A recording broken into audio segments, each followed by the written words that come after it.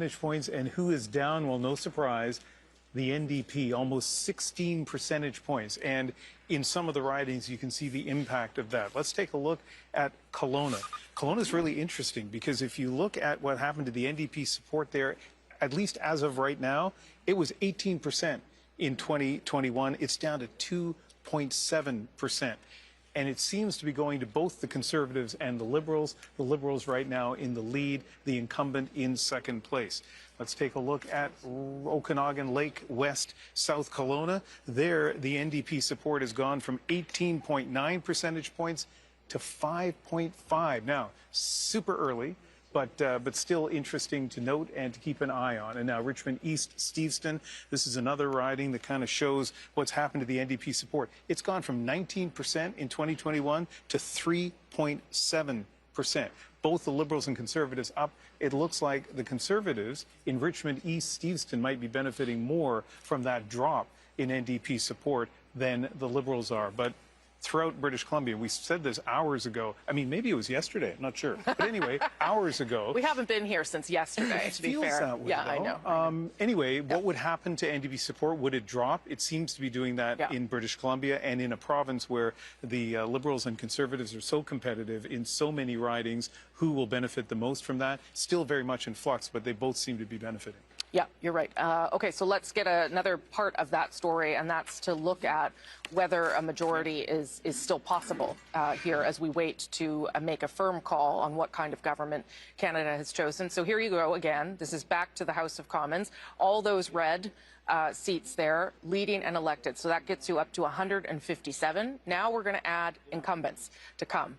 Those are the pink seats. That is 9. So they need to hold the 157 they have, gain 9, and they are still under 6, not quite reaching a majority so far with those numbers.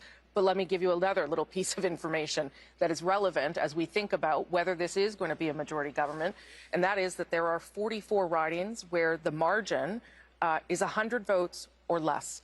And in 24 of the Liberals are in second place, meaning that there is still a possibility that they could flip some of those ridings and indeed get over that threshold of 172. And that also tells you why we're not saying anything just yet, because there's a lot still in flux here. It's possible, but it's getting a little bit harder for the Liberals to get there, and they're going to have to work a lot harder in these other ridings and these counts in order to make it. Let's go to Adrian now, who has some results. You bet. You're talking about tiny margins. You're talking about areas the Liberals want to flip. Let's look at some of those. Let's start with Kitchener Centre. You are not seeing green on the map on the bar at the bottom because Mike Morris is trailing by 33. Just 3 out of 213 polls reporting. That's the very thing Rosie's been talking about. Let's look at another one, Hamilton Centre. Again, the NDP wanted to hang on to that. Liberals are leading with 55, just 55. One last, another one that's tiny margin. That is Niagara South, and that is a riding that would have flipped to the Conservatives in redistribution. The Liberals are holding it with just 22. Only one poll reporting there, Rosie. Okay, so some of those early results you're seeing, some of those tight places. Oh, I think you've got one more elected here. Here. Well, yeah, look at that, and that's a big one to miss. That is Leslie Church, projected elected in Toronto St. Paul's.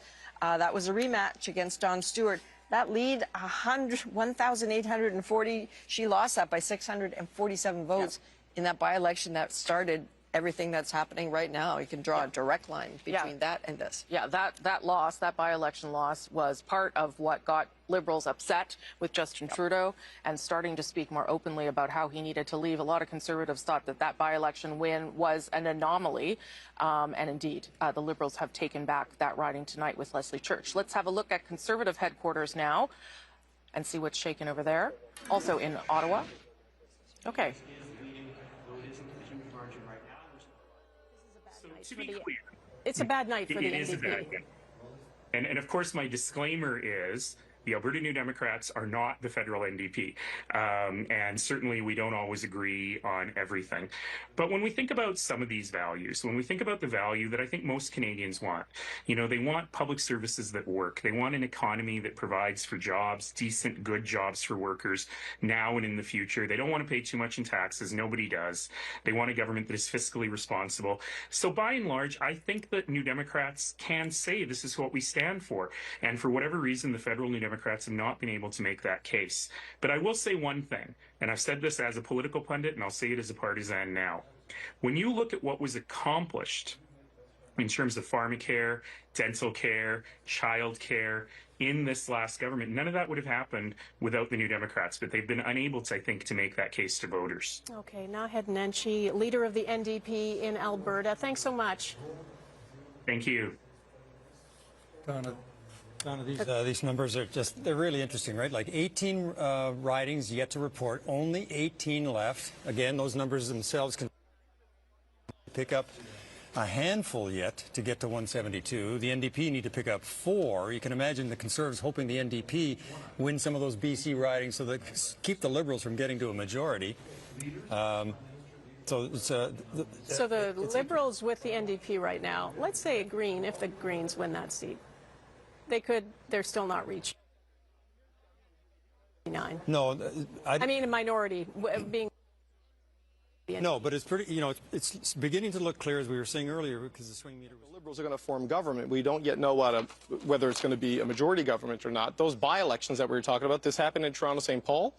We hosted a by-election special there and with LaSalle and Marvin. It was 2, 3, 4 o'clock in the morning before you got results. Now, with a leader and a seat on the line, may go faster, but they had to count tens of thousands of these. Yeah, that's the challenge we're up against. I do have to say that those numbers that we saw there with a Liberal advantage, it's because the advance polls were counted first for that riding. So let's not, no one's going to suggest here that that's the direction this is going to take. Arif, you wanted to say something there? Well, I think it's interesting. You showed that photo of the folks in the conservative room, and the concern that I have is actually what it's going to look like that first Conservative caucus meeting.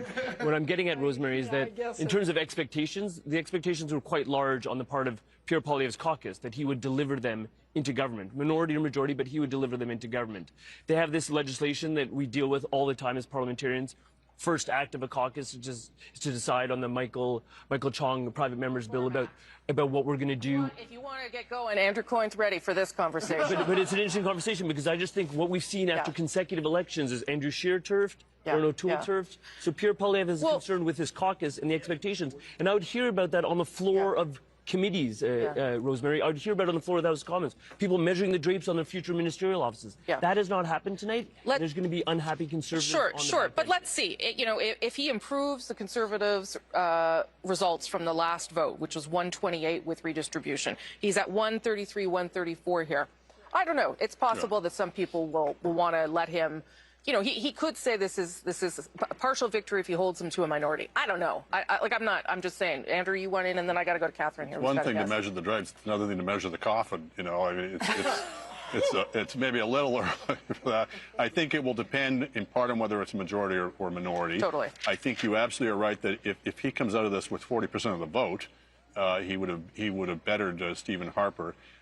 The other question is, he's got such a lock on the base of the party.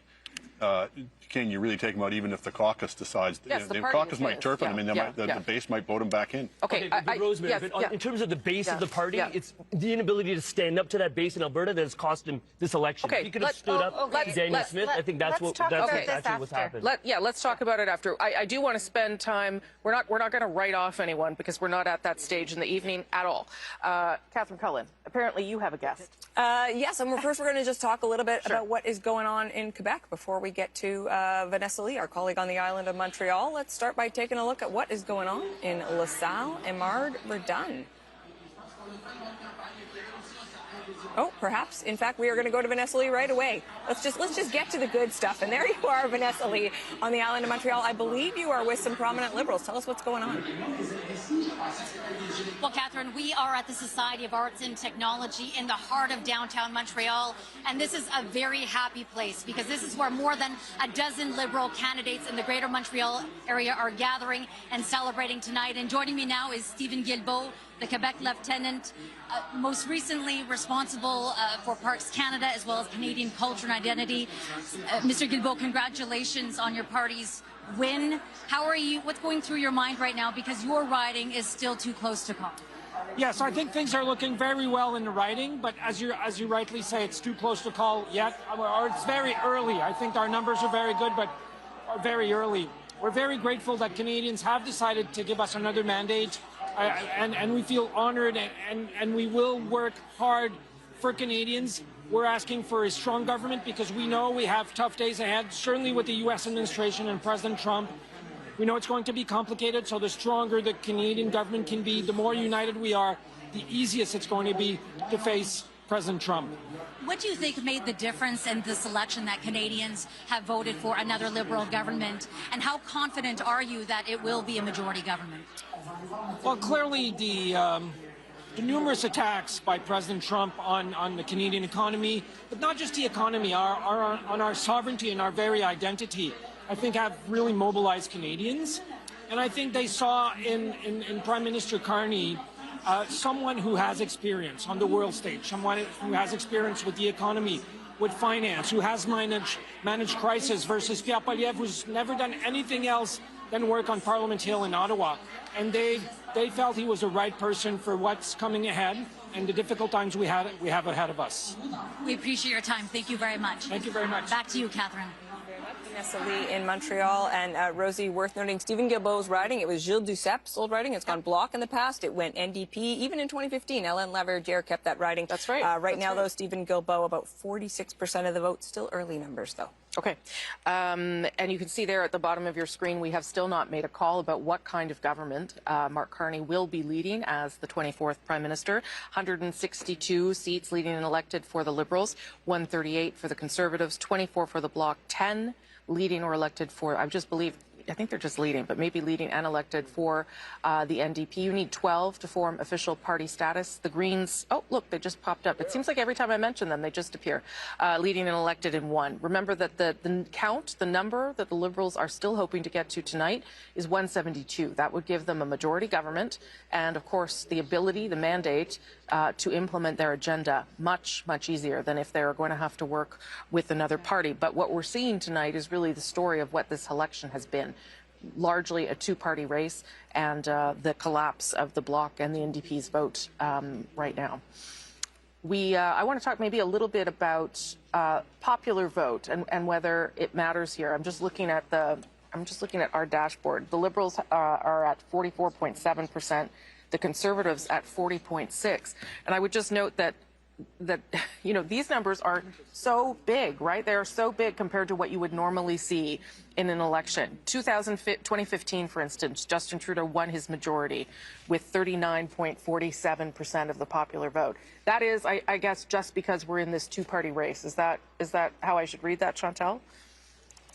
Yeah, you should also wait to have the full score. Yes, of course. What you're getting is a lot of those Alberta Conservative votes that are kind of pushing theirs up, raising the numbers for the Conservatives. But having said that, yes, it is.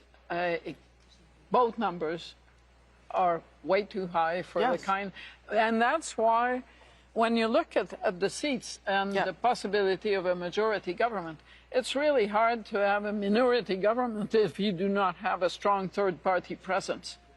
And at this point, yes, the Bloc looks like it's going to get 23, 24 seats, but still, we're used to parliaments where minority rule means many parties that have an official party status. Yes. And at this point, that's not where we're going tonight. So I'm curious to see how the night unfolds. Yeah. I notice there are still loads of places where the vote is barely being counted. Yes, there are probably 6 places where, no, 24 places where it has barely been counted.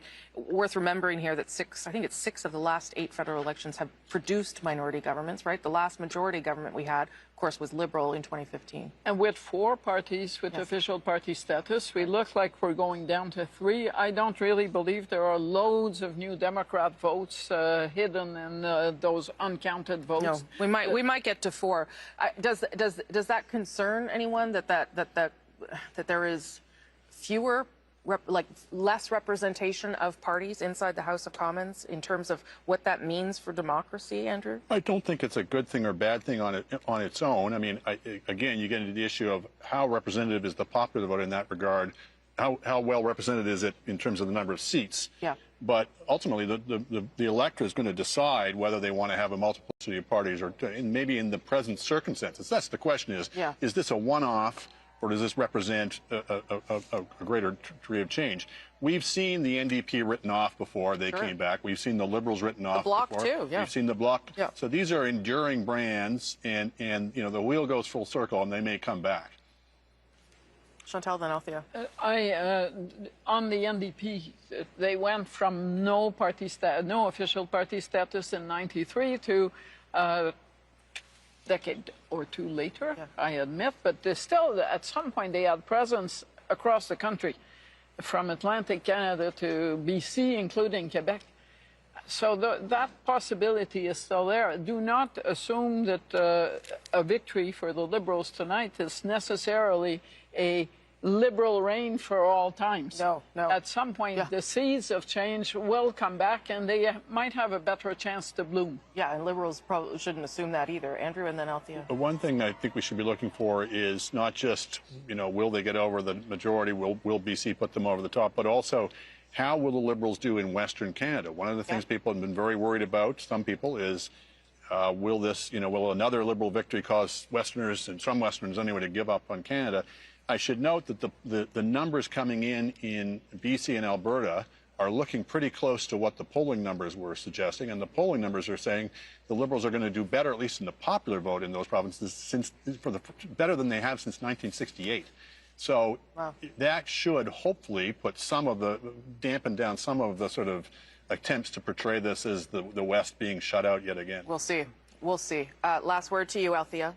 Just a few things. So on that is something that the Liberals were quite concerned about, which is why Mr. Carney spent the last day going to Saskatchewan, going to Alberta to make that case, to hoping to grab seats that they otherwise did not have. I think it's not a thing about democracy if there are no parties, smaller parties in the House. I think it's just, if the balance of power is the Bloc Québécois, it is an opening for the Conservatives to say that it's an illegitimate coalition, much like they did in 2008, which basically means that we will have another election. But it's not a coalition. It's just one party helps another, right? Right. But how, I mean, they framed the last supply and confidence agreement as a coalition. The just Bloc because isn't about to sign a supply and confidence agreement of course with anyone. not. They will do issue by issue as they always have, as they have always communicated. But that will not stop the Conservative Party from framing it in that way. Right. And I think it will make it very difficult, especially if Mr. Poilievre remains the Conservative leader, because I don't see areas where, although there actually are lots of policy areas where they could get together, I don't see the personalities leading to cooperation in the House of Commons, which basically just means that we will have an election, if it is a minority government and the Bloc has a balance of power, either later this year or next year. But at that level, if the NDP doesn't even need official party status, it can have a share of the balance of power. Let's agree that we are not yet in those scenarios where the Bloc was going to become the official opposition, and then I was going to hold a knife to the throat of the government. That's not what's happening. No, I got to get to David Cochrane here. He's got some stuff from the 905. Well, look, this is part of the reason why we are where we are. You see the Liberal number actually retreating a little bit. Right now, they are only at 65 seats in Ontario. They are down 10, down 11, and I'm going to look at the Greater Toronto area, and this gives you a sense of where we are right now. So you can see here, Mississauga is blue, Brampton is blue, another Brampton is blue. So Peel region has been breached by the Conservatives at this point in time. As we were saying earlier, this is the gate that they need to break down and get closer to the downtown part of Toronto if they're going to make it more of a game at the top line numbers, but certainly in Ontario. And the Liberals are having a little bit of a struggle, at least at this hour of the night. Similar story. There we go. In Vaughan Woodbridge, this is a Conservative-held seat. Thornhill, that's Melissa Landsman. But York Centre, this is another Liberal seat that is blue at the moment. And in Richmond Hill, Aurora, Oak Ridge is a Newmarket, Aurora. York region and Peel region. The Liberals felt pretty good about Peel region. There was some top-line polling suggesting that it was tightening up there as you got towards Election Day. And you are seeing that also up in the York region, which is what the Liberals were the most worried about in their seats in Ontario. But an interesting thing developing as well here in southwestern Ontario, because look, the Conservative number is 144. Like, that's way up for Pierre Poilievre. Like, that is a big increase in the seats, at least at this point in the night. In the NDP, from Hamilton to London to Windsor right now, those are blue. the conventional wisdom was the collapse of the NDP vote would elect Liberals. But if the Liberals and the NDP both are strong second and third, the Conservatives could come up the middle. That may be what is happening in those areas. And just going back to the GTA, I know this was a concern up in the York region here, was that the NDP vote dropping would help the Liberals run up the score in the downtown Toronto core, where they're going to win just by larger margins. But there were not really any NDP vote to be gained in a lot of these 905 outer areas, and that would just, you would have a false sense of how viable you were in those ridings, and you would see Conservatives flip those blue. So the Liberals, still early yet in Ontario, but vote inefficiency not playing in their favor as they are down double-digit seats in a province that pollsters from start to finish had them up double-digit points, right? But that, again, speaks to what we're talking about around the popular vote and the seat efficiency. Nothing is working as it normally would in an election. That's what's happening, right? Yes, and you know, Donald Trump obviously disrupted this entire election. I mean, the U.S. president makes about $400,000 U.S. a year. The Liberals should probably book that as a campaign expense, given the way that it's helped them throughout this thing.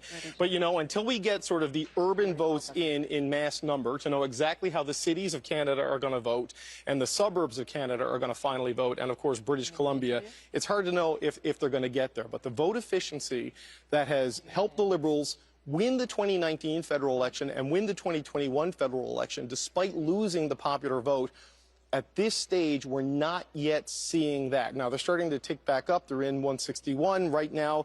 Them and the New Democrats and the Greens, Rosie, that's a majority. You got a bingo right there. But, you know, that's a whole lot of work that still needs to be sorted out at this point of the night. Okay, thank you so much for that, David Cochrane. If you're just tuning in, we have, in fact, called a Liberal government with Mark Carney as Canada's 24th Prime Minister. He also has been elected for the very first time in his life in the riding of Nepean.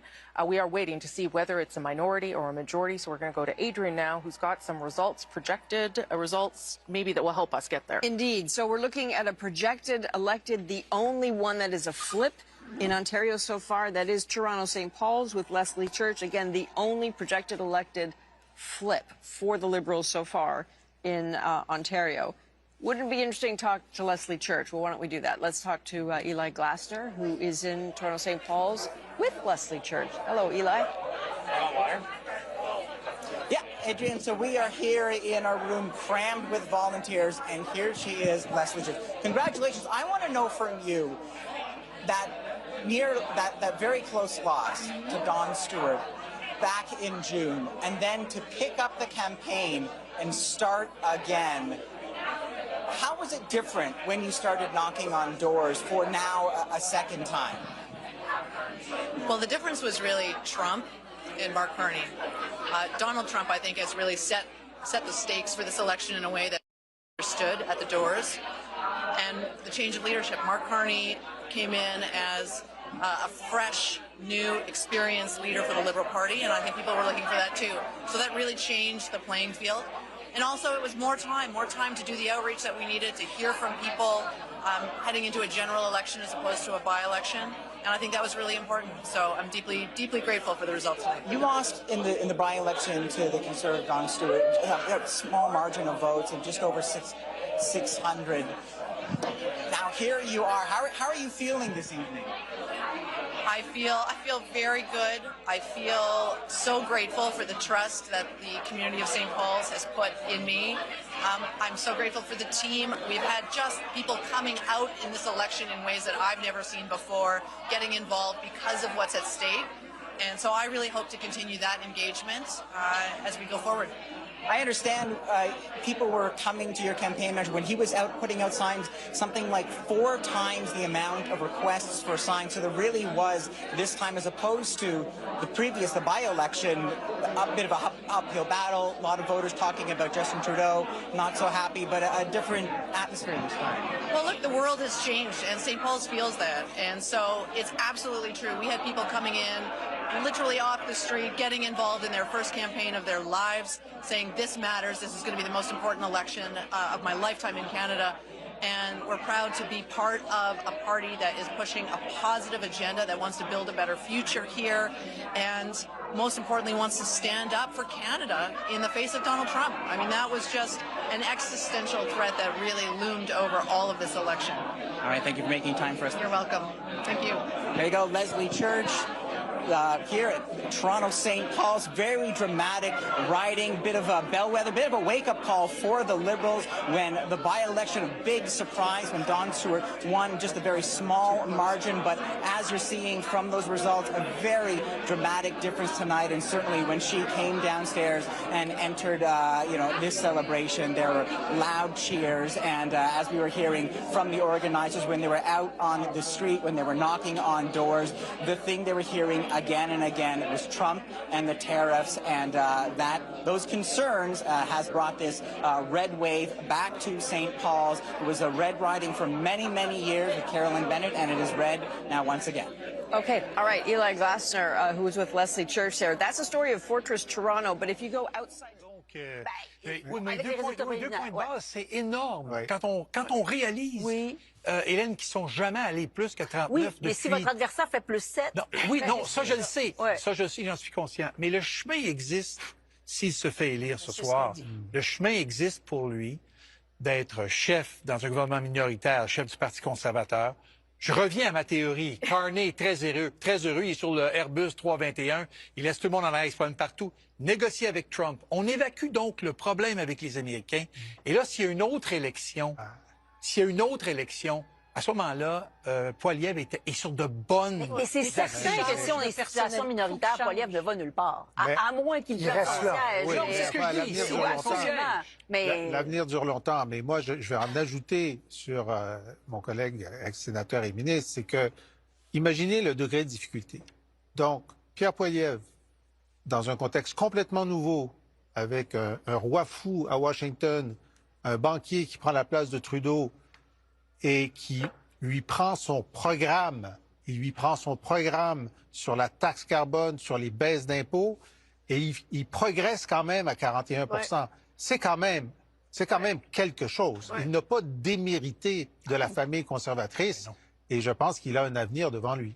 À 41, je pense qu'objectivement, Michel, vous êtes d'accord, il n'a pas démérité. Là. Absolument pas. Absolument pas. Puis ce qui est fascinant, c'est que l'Ontario, c'est l'industrie de l'automobile. Et c'est au cœur des négociations avec Trump.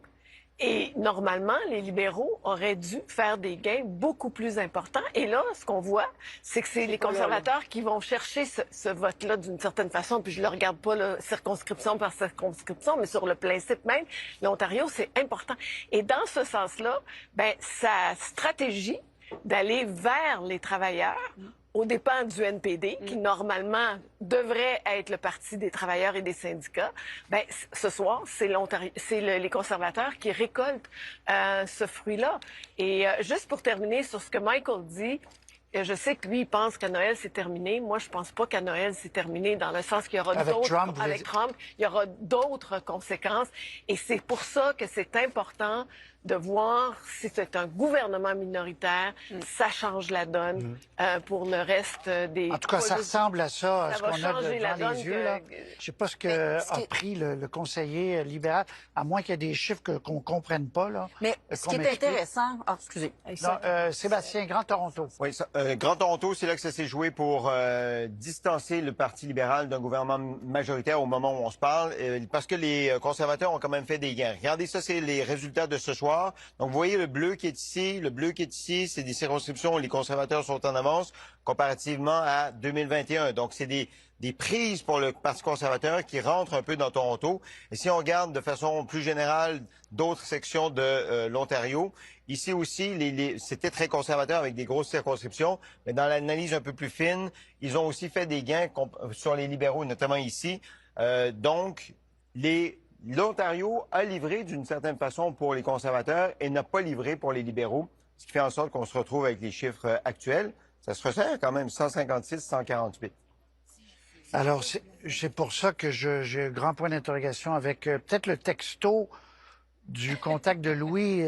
C'est un texto il y a 3 heures. Où il y a du piratage. Parce que ce qui est intéressant, à l'Ontario, Sébastien parle de Toronto, mais effectivement, le sud-ouest de l'Ontario, c'est important. Ce sont ces circonscriptions qu'on appelle les pivots, celles qui passent du rouge au bleu d'une circonscription à l'autre. Et moi, je regardais des endroits comme Aurora, Cambridge, Flamborough, Milton, Markham, Unionville. Tous ces endroits-là sont en train de basculer bleu.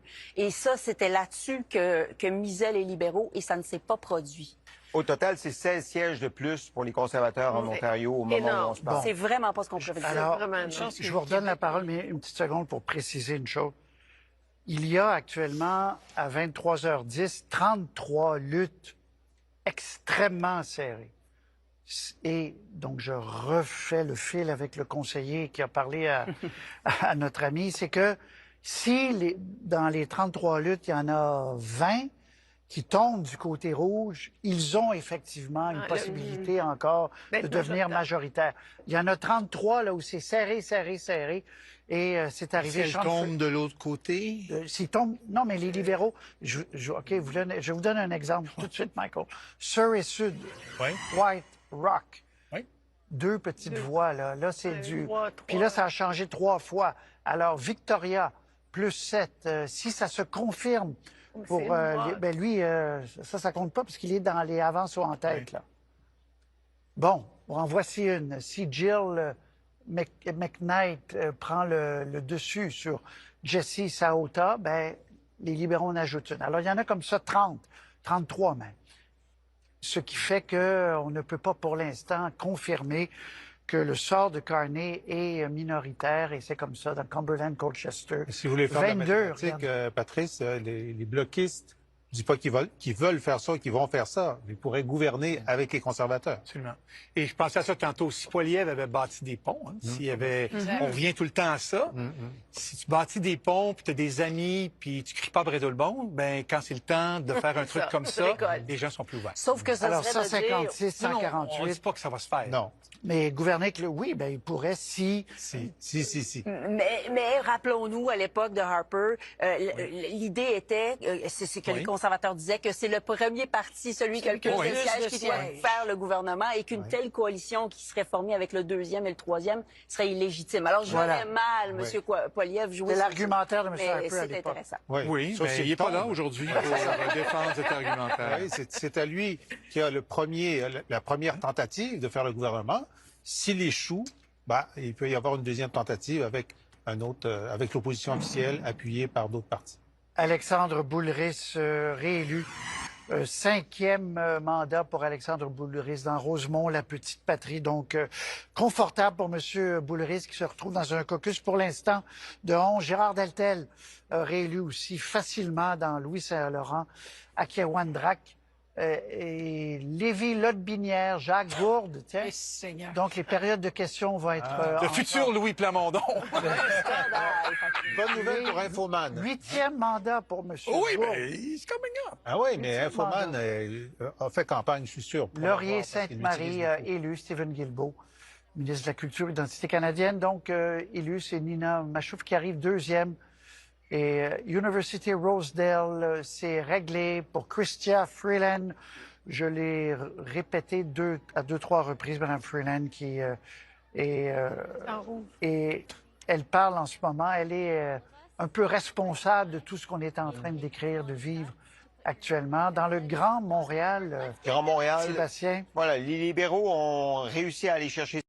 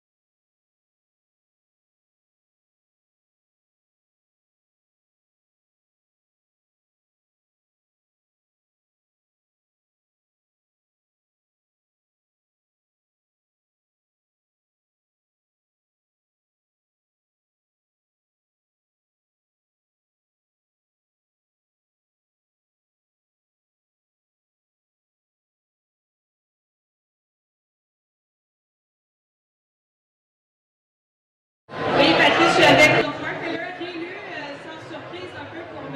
Miller. Bonjour, M. Miller, et d'abord, félicitations. Merci, merci. Alors, comment vous vous sentez? Je me sens bien, je regarde pour la suite de la soirée. Je prends rien pour acquis, je pense que c'est aux Canadiens de décider, mais je regarde la sortie du vote comme vous. On voit tout le monde déclare. Moi, j'ai vu les chiffres à l'interne, je savais que j'avais déjà gagné. Évidemment, tout le pays ne se mesure pas nécessairement de ce qui se passe au centre-ville de Montréal. Et puis on attendrait pour la fin de la soirée. Ça risque d'être un gouvernement minoritaire. Votre réaction à ça? Ben, on fera ce que les Canadiens nous confient. On verra pour la suite. Il reste encore des comtés à décider. Je pense qu'il y avait une trentaine, 35 comtés qui étaient très très proches. Donc ça va se jouer là. Si on a encore une minorité, on a encore une minorité. C'est la vie. J'ai été ministre dans 2 minorités. C'est pas rien, mais les Canadiens s'attendent à ce qu'on travaille ensemble pour faire avancer le Canada. C'est ça que le gouvernement Carney va faire. Monsieur Carney, vous avez exclu du Conseil des ministres. Est-ce que vous avez des attentes à ce sujet? Est-ce que vous espérez qu'on vous appelle ou qu'on vous redonne un poste de ministre? Ben, la décision relève du premier ministre, c'est dans son entière discrétion. Évidemment, je veux être utile. J'ai beaucoup aimé être ministre de l'immigration, autant que j'ai été ministre des Affaires autochtones. Donc, si je peux être utile au premier ministre, je me porterai bien volontairement. Est-ce que vous avez eu des discussions avec M. Carney à la suite de ces décisions? C'est pas quelque chose que je discute en public. Je respecte son choix. Même si je n'étais pas en accord avec lui, je le respecte profondément. C'est la raison pour laquelle je me présente. J'ai vraiment confiance dans le leadership de M. Carney. Félicitations encore. Merci beaucoup, M. Miller. Alors, voici, voilà Patrice, M. Miller, et on attend Mélanie Joly dans quelques instants. The Liberal and the NDP have split the vote, and the Conservative is coming in. Yeah, Andrew, and then Arif, and then I'm going to take a... Well, these are remarkable numbers at this point. Now, I know a lot can change. I know we've got the advance poll. I know that there's probably more urban votes to come in. But a lot of seats are going to have to flip from where they are now to get the Liberals to a majority. And I would only say, let's not equate minority government with instability or parliament from hell. You know, this is there's even in a crisis, there's 2 ways in which you can have stability in a crisis. One is one party wins a majority of the vote and just rams everything through. Another is the parties figure out they have to work together. Yeah, I agree. But look at these 2 parties. Do you see Pierre Poilievre working with Mark Carney? We'll have to see. Yeah.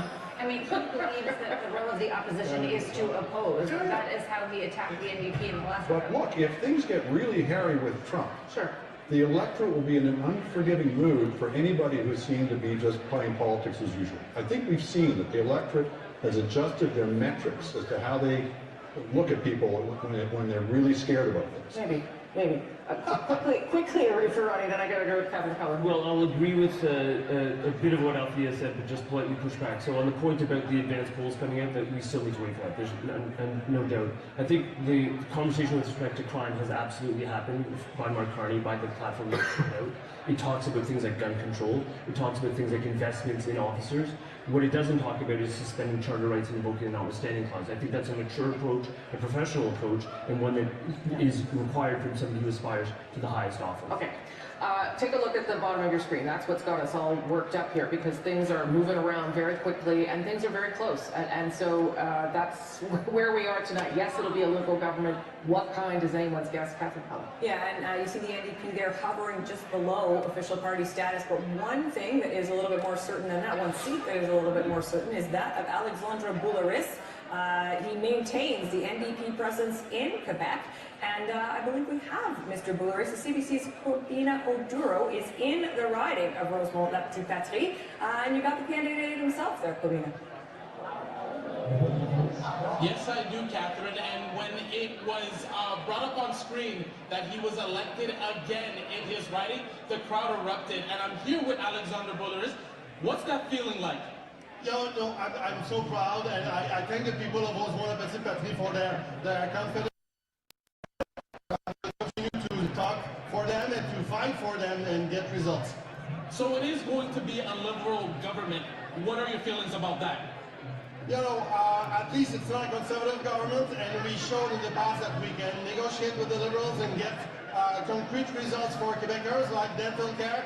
So we will continue that kind of work in Ottawa. It's not going to be easy, but I don't know what will be at the end of this evening. It's quite exciting. What do you want Quebecers and Canadians to know now that you are going back to the House of Commons to serve them? You know, I will be there to talk for their issues, you know, grocery, housing, the cost of living. We will continue to fight for working families, and we will have a close look on the Liberals and Mr. Carney. So you are happy, your fans here are happy, your volunteers are happy. What is it like seeing your party not do so well tonight, though? It's difficult. It's a rough night for the NDP in general. We'll see at the end of the evening. But it was difficult from the beginning because of Mr. Trump changed everything. But we will continue to be there for Quebecers and Canadians. Thank you very much and congratulations. Thank you. Back to you, Catherine. Thank you very much for that, Covina. This is Covina Oduro in Rosemont, Le Petit Patrie. And I will note, Rosemary, I believe as of right now, Mr. Boulouris is the only actually projected elected NDP candidate in the country. There are obviously a number of races where they're leading, but that's the only one the CBC's decision desk has said is a go. Okay, so again, at the bottom of your screen there, 156 to 149, but those numbers keep bouncing around back and forth, and that's because we still have so many ridings where we do not have a projected elected, and that's what's going to happen until we get things a little more solidified. As David was pointing out, some of the numbers in Ontario may shift a bit still, with advanced polls being counted and what have you.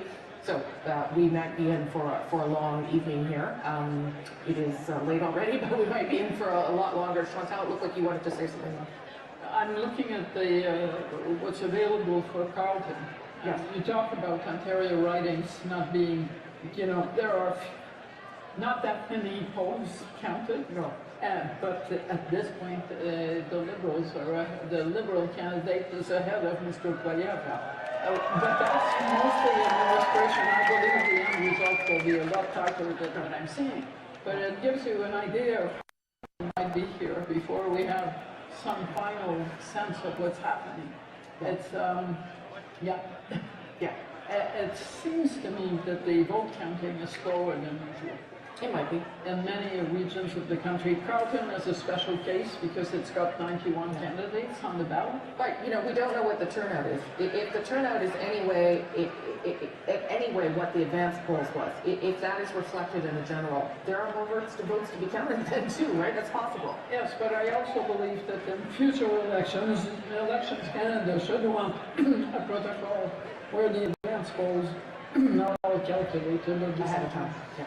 So that it doesn't skew the commentary and the results and kind of gives you a more stable basis for what's happening. Right, because again, in Carleton, where they have those 91 people on the ballot, they were allowed to start counting those votes 6 hours ahead of time. Advanced polls in the rest of the country, it's 2 hours ahead of time if the returning officer wants.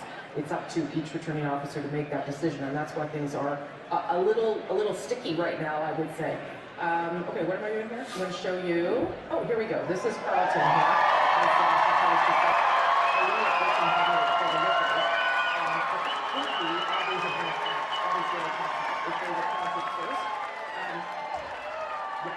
And only 10 polls recorded. So we're nowhere near calling anything in that body, but that is why things are so, I'm not going to say volatile, but they are unusual and difficult to predict, I think is the safe way to characterize things in this highly unusual election.